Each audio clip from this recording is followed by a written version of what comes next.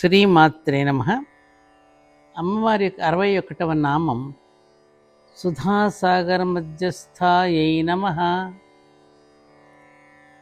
సుధాసాగరం లేదా సుమేరు శృంగ మధ్యం, లేదంటే శ్రీచక్రములోని కేంద్ర బిందువు సూచించు సహస్రార కమల మధ్యమున ఉండునది అని ఈ నామానికి అర్థం.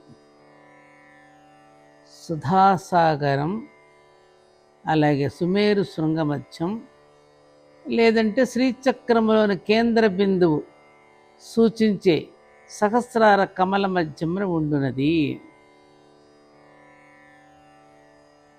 ఈ సుమేరు శృంగ మధ్యస్థ అనే నామం నుండి సుధాసాగర మధ్యస్థ అనే ఈ నామం దాకా అమ్మవారు మనలో సూక్ష్మంగా ఉండే నివాసం గురించి కూడా చెప్పబడింది.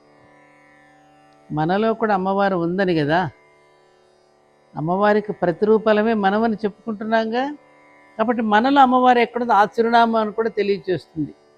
ఏది సుమేరు శృంగ మధ్యస్థ నుండి సుధాసాగర మధ్యస్థ వరకు. మనం ఒకసారి మన చర్మచక్షువులను మూసి, చర్మచక్షువులు అంటే ఏవి? మన బయటికి కనిపించే ఈ కండ్లు, వీటిని మూసి ఆజ్ఞాచక్ర స్థానాన్ని అంటే భూమధ్య ప్రదేశాన్ని, అంటే ఎక్కడ మనం బొట్టు పెట్టుకునే ప్రదేశం అన్నమాట, దాన్ని ధ్యానిస్తే అమ్మవారి యొక్క పాదాన్ని ధ్యానించినట్లే అవుతుంది. తత్ఫలితంగా ఏం జరుగుతుంది? జ్ఞప్తికి రావలసిన విషయాలకు అవగాహన కలుగుతుంది. అందుకే మనం జ్ఞప్తికి రావాల్సినప్పుడు ఏం చేస్తాం? గుర్తు రానప్పుడు ఈ ఆజ్ఞాచక్రం దగ్గర ఇట్లా వేళ్లతో ఇలా తట్టుకుంటూ ఉంటాం. ఉండండి ఒకసారి చెప్తాను, అక్కడ అంటూ ఇక్కడ కొట్టుకుంటాం మనం. అప్పుడు జ్ఞప్తికి రావాల్సిన విషయాలు జ్ఞప్తికి వస్తాయి. ఈ మనస్తత్వ స్థానాన్ని, దీని మనస్తత్వ స్థానం అని కూడా అంటారు. బిందుసరము, మానస సరోవరము, అలాగే త్రివేణి సంగమం అని కూడా అంటారు. ఎంత బాగా చెప్పారంటే ఇక్కడ అమ్మవారు ఆసీనురాలిన శివపర్యంకం అమ్మవారి యొక్క మెట్టినిల్లు, అంటే మూలాధారం అమ్మవారి యొక్క పుట్టిల్లు. మెట్టినిల్లేమో శివపర్యంకం. దీన్ని శ్రీచక్రంలో కేంద్ర బిందువుగా సంకేతిస్తారు. ప్రతి పౌర్ణమి రోజున మన ధర్మపురిలో శ్రీచక్రానికి అభిషేకం చేస్తున్నప్పుడు చూస్తున్నారు కదా, పైన ఇట్లా బిందువులాగా కనిపిస్తుంది. గమనించారు కదా మీరు? దానితో సంకేతిస్తారన్నమాట. ఈ లలితా సహస్రనామాల్లోనే మళ్ళీ ముందు వచ్చే బైందవాసన అనే నామం, అలాగే ఇంతకు పూర్వమే వచ్చిన సుమేరు శృంగ మధ్యస్థ అనే నామం ఈ బిందు స్థానాన్ని సూచిస్తాయి. ఒకే తలంలో నలుపలకల వలె ఉండేది కాకుండా మేరువుతో ఉండే దృఢమైనటువంటి ఈ శ్రీచక్రం అంటే 3 డైమెన్షనల్, చూడ్డానికి ఒక గోపురంలాగా ఉంటుంది. ఆ గోపురం నడినెత్తిన ఇక్కడ ఎంత బాగుందో, ఆ గోపురం నడినెత్తిన కేంద్రం వద్ద ఒక బిందువు ఉంటుంది. అవునా? ఇక్కడ అర్థమైందా? అమ్మవారికి ఆసనం శ్రీచక్రంలో ఇదే, అక్కడ కూర్చుని ఉంటుంది. ఇది మనలో ఉన్నటువంటి సహస్రార చక్రస్థానమే. మూలాధారం నుండి ఇలా పైకి వెళుతూ ఉన్న కొద్దీ ఆ పైన ఉండే భాగంలో సహస్రార స్థానం.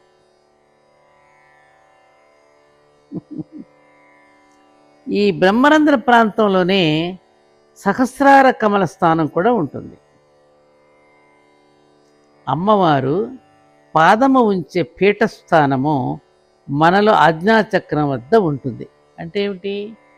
ఈ శిరస్సు మీద ఈ సహస్రాలను అమ్మవారు కూర్చుంటే, మనం కనుక పీఠ మీద కూర్చుంటే పాదాలు కిందకి వేలాడేస్తే ఎలా ఉంటుందో, ఈ సహస్రారంలో అమ్మవారు కనుక పీఠం మీద కూర్చుంటే ఆమె పాదాలు దిగువకు వచ్చి కరెక్ట్గా ఆజ్ఞాచక్రం దగ్గర ఉంటాయన్నమాట. ఎంత బాగుందిరా! అంటే ఇప్పుడు మనం బొట్టు పెట్టుకునే స్థానంలో ఎవరున్నట్టు? అక్కడ అమ్మవారికి పాదాలు ఉన్నట్టు. మరి అమ్మవారి పాదాలు ఆజ్ఞాచక్రం దగ్గర ఆ బిందు స్థానంలో ఎక్కడైతే మనం బొట్టు పెట్టుకునేటటువంటి స్థానం, భూమధ్య స్థానం ఉందో, అక్కడ అమ్మవారి పాదాలు ఉన్నప్పుడు అక్కడ మనం స్టిక్కర్ పెట్టుకుంటే ఏమవుతుంది? ఏమవుతుంది? అక్కడ కుంకుమ పెట్టుకోవాలా, స్టిక్కర్ పెట్టుకోవాలా? అది పూజనీయమైన స్థానం అని అర్థమవుతోందిగా. ఈ భూమధ్యంలోనే అమ్మవారి పాదాలు ఉంటాయి అనేటటువంటిది ఎంత అద్భుతంగా చెప్పారు. త్రివేణి సంగమం పైగా అది. అక్కడికి పోయాం, త్రివేణి సంగమంలో స్నానాలు మునుగుతున్నాం. మన లోపల ఉన్న త్రివేణి సంగమాన్ని పట్టించుకోకుండా ఆ తోలుతో చేసిన బిళ్ళలను ఇక్కడ పెట్టుకుంటామా? ఇది ఎక్కడ చోద్యం? అసలు ఎక్కడ కుదురుతుంది మ్యాచింగ్ దీనిలో? అమ్మ పాదాలు అక్కడ ఉంటాయి ఆజ్ఞాచక్రం దగ్గర. అమ్మవారు ఈ సహస్రారం ముందు ఉండే అయ్యవారి యొక్క పర్యంకంపై ఆసీనురాలయ్యేటప్పుడు, దానికి ముందు ఆసీనురాలు అయినప్పుడు, కిందకు దిగేటప్పుడు ఈ ఆజ్ఞాచక్ర స్థానం అనే పీఠం పైన పాదం మోపుతుంది. మళ్ళీ రిపీట్ చేస్తున్నా దీన్ని నీకు. ఈ ఆజ్ఞాచక్రం వద్ద ఉండేటటువంటి అమ్మవారి పాదాన్ని ఆశ్రయించి అమ్మవారికి ఆజ్ఞకు బద్ధులై కార్యనిర్వహణ ప్రేరితులై త్రిమూర్తులైన బ్రహ్మ విష్ణు రుద్రులు వరుసగా తమ సృష్టి స్థితి లయ కార్యాలు నిర్వహిస్తూ ఉంటారు. ఈ విషయాన్ని శంకరాచార్య వారు సౌందర్యలహరిలో తనీయాంశం పాంసం అనే 2వ శ్లోకంలో శంకరాచార్యులు బ్రహ్మాండంగా వివరిస్తారని మన జేలియన్ శాస్త్రి గారు అద్భుతంగా చెప్పారు. నాకు అలా ఊహించుకుంటుంటే ఎంత బాగుందో. అమ్మవారు సహస్రారం అనే అలా కుర్చీలో కూర్చుని కాళ్ళు కిందకు జాపుతుంటే ఆ పాదాలు వచ్చి ఆ నుదుటి మీద దిగేటప్పుడు అక్కడ పడుతున్నాయని దాన్ని నేను అలా ఊహించుకుంటూ ఒకసారి ఊహించుకో. ఆ పాదాలను అక్కడ పూజిస్తే మన కళ్ళల్లో ఎంత కాంతి ఉంటుంది. ఇక నుంచైనా అందరూ చక్క బొట్టు పెట్టుకోండి, కుంకుమ బొట్టు. దాన్ని తయారు చేసుకోవడం ఏమీ అంత కష్టం కాదు. ఒకవేళ మీకు ఎక్కడ దొరకలేదనుకోండి, మన ధర్మపురి క్షేత్రానికి వస్తే నేను బ్రహ్మాండంగా తయారు చేసిన కుంకుమ ఉంది నా దగ్గర, అది పెట్టుకోండి.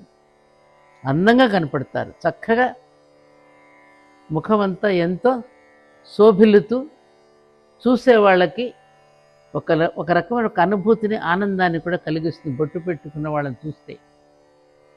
తెలుసుకోండి అమ్మా ఇలాంటి విషయాలు. అమ్మవారి యొక్క ఆలయంలో ప్రవేశించినప్పుడు అర్ధమండపంలో నిలబడి ముందుగా గంట మ్రోగించి అమ్మకు నమస్కరిస్తాం. అలాగే అమ్మవారి యొక్క నామాలలో ప్రవేశించే ముందు గంట మ్రోగించండి.